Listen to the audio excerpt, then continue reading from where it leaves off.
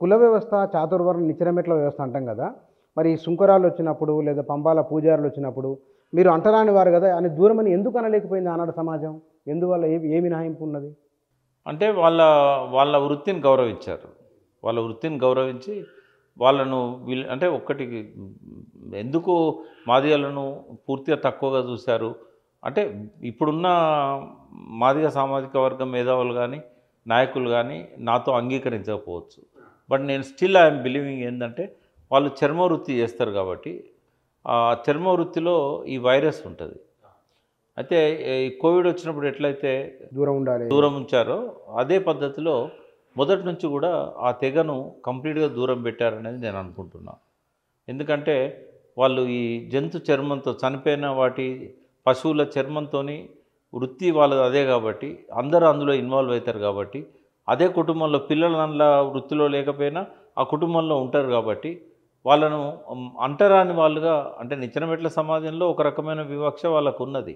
దాన్ని నేను కాదనట్లేదు. అవును. కానీ నిచ్చెనమెట్ల సమాజంతో పాటు అదనంగా ఈ చర్మం వృత్తి చేయడం వల్లనే వాళ్ళని దూరం ఉంచింది సమాజం అనేది, ఊరు బయట పెట్టింది అనేది నేను అనుకుంటున్నా.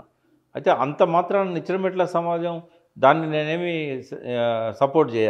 డెఫినెట్‌గా అది మొదటి నుంచి వర్ణ వ్యవస్థ ఉన్నది. దానిలో భాగంగానే కంటిన్యూ అయింది.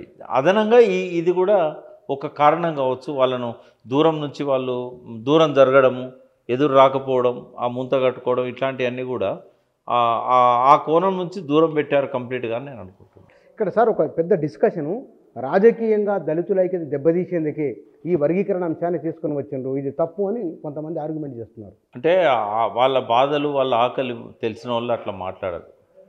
ఇప్పుడు రాజకీయ కోణంలో చూస్తే ప్రతిదీ రాజకీయంగానే కనబడుతుంది. బట్ వాళ్ళ బాధ, ఆవేదన, తరతరాల ఘోష ఇవన్నీ కూడా చూడాలి కదా.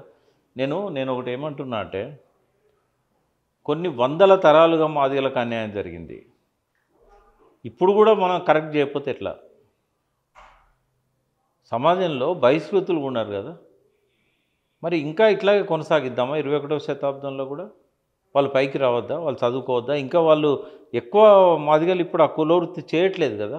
ఇప్పుడు popular shoe mart, people shoe mart అని చెప్పి రెడ్లు, కమ్మలంతా కూడా వాళ్ళ వృత్తిని తీసుకున్నారు కదా. ట్యానరీస్ వచ్చినాయి కదా, ఆటోమేటిక్ మిషన్లు వచ్చినాయి కదా. వాళ్ళు బోలక్పూర్ అవన్నీ బోయి కూడా పోయినట్టయితే మనకు ఏ మాదిగలు చేస్తాను వృత్తి? అది ఎక్కువ ముస్లిమ్స్ వాళ్ళ చేతుల్లోకి వెళ్ళిపోయింది. తోలు పరిశ్రమ మొత్తం ముస్లింల చేతుల్లోకి వెళ్ళిపోయింది. అదివరకు వాళ్ళు ఏం చేసేవాళ్ళు అంటే వాళ్ళు ఓన్లీ మాదిగలు శుభ్రం చేసిన తోళ్ళని తీసుకుపోయి వాళ్ళు ఈ చెప్పుల కంపెనీలకు అమ్మేటోళ్ళు. తర్వాత ఏమైంది? వాళ్ళే తోలును శుభ్రం చేయడం కూడా మొదలుపెట్టారు. ట్యానరీస్ వచ్చేసినాయి. అంటే ఇంకా వృత్తిలో లేరు కదా వాళ్ళు. ఆ కారణమే కదా వాళ్ళని సామాజికంగా దూరం పెట్టింది. మరి ఇప్పుడు కూడా వాళ్ళు చదువుకుంటున్నారు. ఇప్పుడు చదువుకున్న వాళ్ళు పైకి రావాలని కోరుకోవాలి మనం. ఆ రెండింటి మధ్య వ్యత్యాసం చూసినప్పుడు ఖచ్చితంగా మాదిగలను పైకి తీసుకురావాల్సిన అవసరం ఉంది. రిజర్వేషన్ విషయంలో కూడా ఉద్యమాన్ని 100% సపోర్ట్ చేసింది. అందుకే ఇప్పుడు తీర్పును కూడా సపోర్ట్ చేసేది కూడా అదే కారణం. ఇక్కడ ఇంకో ప్రతిపాదన ఏమొస్తుంటే అటువైపు నుంచి ఇప్పటికే ప్రభుత్వ ఉద్యోగాలు తీసుకొని ఎంతో కొంత ఎదిగిన సెక్షన్ మాలా మాదిగల్లో వచ్చింది. వీరందరినీ ఒక దగ్గర పెట్టి రాని వారిని ఇవ్వాలి అవకాశం అనే ఒక ఆర్గ్యుమెంట్ చేస్తున్నారు. ఇప్పటికి కూడా ఏ పారామీటర్లో చూసినా కూడా మాలలో అడ్వాన్స్గా ఉన్నారు. ఏ ఉద్యోగాలలో చూసినా కూడా. ఇప్పుడు ఒక లెక్క మందకృష్ణ మాదిగ చెప్పేది నేను చూశాను. 18 వాళ్ళకు వస్తే 72 వీళ్ళకు ఉన్నాయి అనేది ఉద్యోగాలలో 18,000 మాలలు మాదిగలు, 72,000 మాలలు ఉన్నారండి. అది ఎంతవరకు కరెక్ట్ అనేది చెక్ చేసుకోవాలి. బట్ ఆయన చెప్పే లెక్క ఏంటంటే 72,000 మంది మాలలకు ఉద్యోగాలు వచ్చినాయి ఈ రాష్ట్రంలో ఇప్పటివరకు. కానీ మాదిగలకు 18,000 మందికే వచ్చినాయి అనేది. అంటే చాలా వ్యత్యాసం ఉంది కదా. 18 × 4 అంటే 4 రెట్లు మాలలకు ఎక్కువ ఉద్యోగాలు వచ్చినాయి అనేది. ఓన్లీ 20% మాదిగలకు న్యాయం జరిగింది అనేది ఆయన చెప్తున్నాడు. అదే నిజమైతే కనుక ఇంకొక 2-3 తరాల దాకా ఈ రిజర్వేషన్స్ మాదిగలకు దొరికితే తప్ప సమానం కావడం అనేది జరగదు. కాబట్టి బీసీలలో ఎట్లయితే వర్గీకరణను సమర్థించినామో ఎస్సీలలో కూడా వర్గీకరణను సమర్థించాలి. ఏ పారామీటర్లో చూసినా మాలలు అడ్వాన్స్గా ఉన్నారు. అయితే ఇక్కడ వాళ్ళు లేవనెత్తిన ఇంకొక అంశం కూడా ఏంటంటే మాల మేధావులంతా ఈ ఉపకులాలు ఏవైతే మాదిగలలో ఉన్నాయో మాలలలో ఉన్నాయో అవి రెండింటికంటే వెనుకబడి ఉన్నాయి. వాళ్లకు ఫస్ట్ ఇవ్వాలి, ఏ గ్రూప్లో వాళ్ళని పెట్టాలి అని అంటున్నారు. అంటే వాళ్ళ విషయంలో ఏంటంటే చాలా తక్కువ పాపులేషన్ అది. రిజర్వేషన్ వాళ్ళకు పెట్టినా కూడా అందుకునే స్థాయిలో ఉన్నారా వాళ్ళు? ఎందుకంటే వాళ్ళు 10th డ్రాప్అవుట్స్ 7th డ్రాప్అవుట్సే కదా. ఈ పోస్టులకు వాళ్ళు ఎన్నడ ఎంటర్ కావాలి, ఉన్నత చదువులకి ఎన్నడ ఎంటర్ కావాలి వాళ్ళు. నువ్వు మొన్న నాకు సంతోషం అనిపించింది, నేను వంశరాజ్ వాళ్ళది సంక్షేమ సంఘం మీటింగ్కి నన్ను చీఫ్ గెస్ట్గా పిలిచారు. వంశరాజులు బీసీఏ గ్రూప్లో ఉన్నారు. అయితే నేను ఆ మీటింగ్ పోయి మొత్తం ఒక్కొక్కరు చెప్పేదంతా విన్నాను. 3-4 గంటలు కూర్చున్నాను నేను. పోయిన ఆదివారం సత్యం అని జాతీయ అధ్యక్షుడు, దానికి ఆయన ఆధ్వర్యంలో జరిగింది. అట్లే మురళి అని దాని రాష్ట్ర అధ్యక్షుడు. అయితే నన్ను పిలిచారు, పోయినా. ఒక్కొక్కరు వాళ్ళు ఏం మాట్లాడుతున్నారు ఏంది అన్నీ చూశాను. అక్కడ నాకు ఆశ్చర్యం అనిపించింది ఏంటంటే, మొట్టమొదటిసారిగా ఈ ప్రభుత్వ మెడికల్ కాలేజీలు ఏదైతే కేసీఆర్ పాలనలో చాలా జిల్లాలలో ఫస్ట్ టర్మ్లో వచ్చినాయి కదా, ఫస్ట్ టర్మ్లో వచ్చిన కాలేజీలలో ఎంతోమంది వంశరాజుల పిల్లలు సీట్లు కొట్టి డాక్టర్లు అయ్యారు. అవునా? తెలంగాణ వచ్చిన తర్వాత ఇంకో తెలంగాణ వచ్చినాక ఫస్ట్ టర్మ్లో ముందు వచ్చిన కాలేజీలు జిల్లాల వారి ఆదిలాబాద్ మెడికల్ కాలేజీ, ఈ కాలేజీలో వాళ్ళనే కదా ఇలా వాళ్ళకు సీట్లు వచ్చినాయి. గ్రేట్. అంటే ఎక్కువ కాలేజీలు రావడం వల్ల ఎక్కువ సీట్లు పెరిగినాయి. ఎక్కువ సీట్లు పెరగడం వల్ల బీసీ ఏ గ్రూప్లో ఉన్న చాలా కమ్యూనిటీస్కి, అందులో వంశరాజుల పిల్లలకు ఆ మెడికల్ వీటిలలో కోర్సులలో సీట్లు వచ్చి వాళ్ళు డాక్టర్ చదివేయాలి, వాళ్ళ మేము డాక్టర్లము అని చెప్పుకుంటుంటే ఎంత గర్వంగా అనిపించిందంటే, అదివరకు ఎవరు కనీసము డిగ్రీ కూడా చదివిన పరిస్థితి ఉండకపోయేది. కనీసము పోలీస్ జాబు, క్లరికల్ జాబులు కూడా రాకపోయేది. ఇవాళ ఒక ప్రొఫెషనల్గా ఇంజనీరింగు, వైద్యం వీటిలలోకి వాళ్ళు వచ్చారంటే అది ఎట్లా సాధ్యమైంది? వర్గీకరణ వల్లనే కదా అయింది. బీసీలు అందరూ ఒకటే అంటే అయ్యే వల్ల. అంటే ఇప్పటికీ కొన్ని అభివృద్ధి చెందిన కులాలు కూడా ఏ గ్రూప్ అడ్వాంటేజ్ తీసుకోవడానికి అందులో పోయి ఇప్పుడు వాళ్ళకి థ్రెట్ అయిన వాళ్ళు. అది ఈ పాలకులు చేసిన తప్పది. అభివృద్ధి చెందిన వాళ్ళను అందుకెళ్ళి తీసేయాలి, వాళ్ళకి ఆ రిజర్వేషన్స్ ఇవ్వకూడదు. కానీ దౌర్భాగ్యం ఏంటంటే ఈబీసీలలో కూడా ఆర్థికంగా రిజర్వేషన్స్ 10% ఇచ్చారు. ఇది రాజ్యాంగ స్ఫూర్తికి విరుద్ధం. 10%. ఎందుకు అంటే వాళ్ళు ఉన్నదే 10%. ఓవరాల్గా చూస్తే ఓ స్టేట్లో ఎక్కువ ఉండొచ్చు, ఓ స్టేట్లో కొంచెం తక్కువ ఉండొచ్చు. ఉన్న 10%కి రిజర్వేషన్ పెట్టుకున్నారు. మనం ఎవరు రిజర్వేషన్ అడిగితే ఏమంటారంటే 50% దాటిపోతుంది, సుప్రీంకోర్టు తీర్పు ప్రకారం 50% కంటే లోపు ఉండాలంటారు. మరి ఇప్పుడు ఆ 10% ఏ కోటాలో పెడతారు? రెండవది, ఆర్థికంగా రిజర్వేషన్స్ని అంబేద్కర్ ఒప్పుకోలేదు.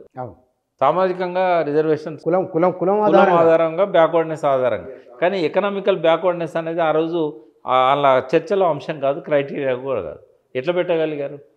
అంటే ఈ రాజకీయ పార్టీలు ప్రభుత్వాల్లోకి వచ్చిన తర్వాత వాళ్ళకు అనుకూలంగా ఏది పడితే అది మార్చుకుంటున్నారు. ఇక్కడ అన్యాయాలు జరుగుతున్నాయి.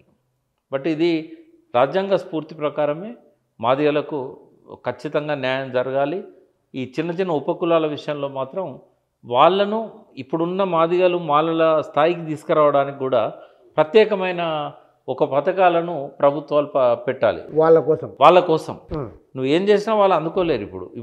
ఇప్పుడు మాల మేధావులు అన్నట్టుగా వాళ్ళకు ఏ గ్రూప్లో పెట్టేసి మాలలను బి గ్రూప్లో పెట్టాలనేది ఏదైతుందో, మళ్ళీ అక్కడ వాళ్ళిద్దరిని సమానం చేసే కార్యక్రమం ఉన్నది. ఇక్కడ ఇద్దరు ఒకదాని ఉండకూడదు.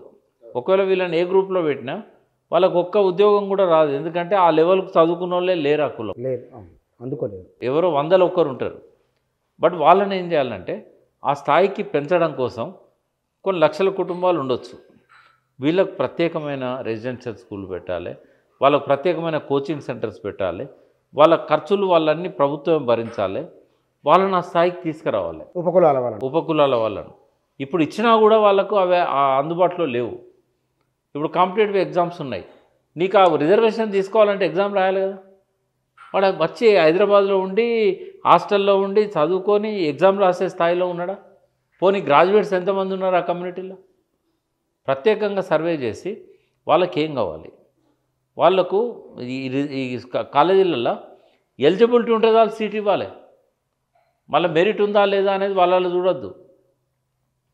ఏ మెడికల్ కాలేజ్ అయినా, ఏ ఇంజనీరింగ్ కాలేజ్ అయినా కాంపిటేటివ్ ఎగ్జామ్ కూడా అవసరం లేకుండా వాళ్ళకి సీట్లు ఇవ్వాలి. ఎందుకంటే ఆ కమ్యూనిటీ నుంచి దరఖాస్తు పెట్టుకున్నాడంటేనే వారికి సీట్ ఇస్తే ఆ కాలేజీకి గౌరవం, ప్రభుత్వానికి గౌరవం.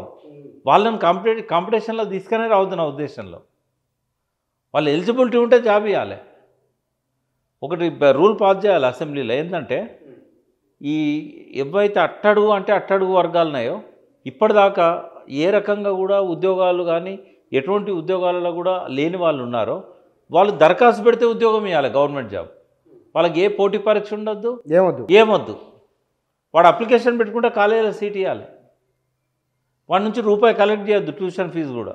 ఎన్నేళ్ళు ఉండాలి ఇట్లా? ఒక తరం అభివృద్ధి చెందాలి కదా. ఒక 10-15 ఏళ్ళు ఉంటే ఏమైందంటే తరం అంటే ఒక 25 సంవత్సరాలు 25 అంటే వాళ్ళ పిల్లలను వాళ్ళు సొంతంగా చదివించుకొని ఎదిగించుకునేటట్టు కావాలి. టైం బీయింగ్ ఏంటంటే ఇవి అన్నిట్లో ఉన్నాయి. ఎంబీసీలలో ఉన్నాయి అట్లాంటి జాతులు, మాలలలో ఉన్నాయి, మాదిగలలో ఉన్నాయి.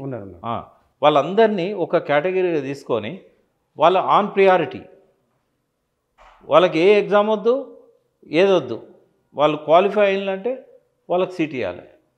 అది స్కూళ్ళల్లో కానీ కాలేజీలలో కానీ ప్రొఫెషనల్ కాలేజీలలో కానీ ప్రభుత్వ ఖర్చుతో వాళ్ళని చదివియాలి. తర్వాత వాడు క్వాలిఫై అయినాక వానికి ఉద్యోగం ఇవ్వాలి ఫస్ట్ ప్రయారిటీగా. వాళ్ళ కోసమే కొన్ని ఉద్యోగాలు కంప్లీట్గా టోటల్ ఉద్యోగాలలోకి వెళ్ళి కొన్ని తీయాలి వాళ్ళ కోసం. అట్లయితేనే ఆ వర్గాలు పైకి వస్తాయి తప్ప ఎస్సీ వర్గీకరణలో వాళ్ళని తీసుకొచ్చి ఏ గ్రూప్లో పెడితే ఉపయోగం ఏమి ఉండదు.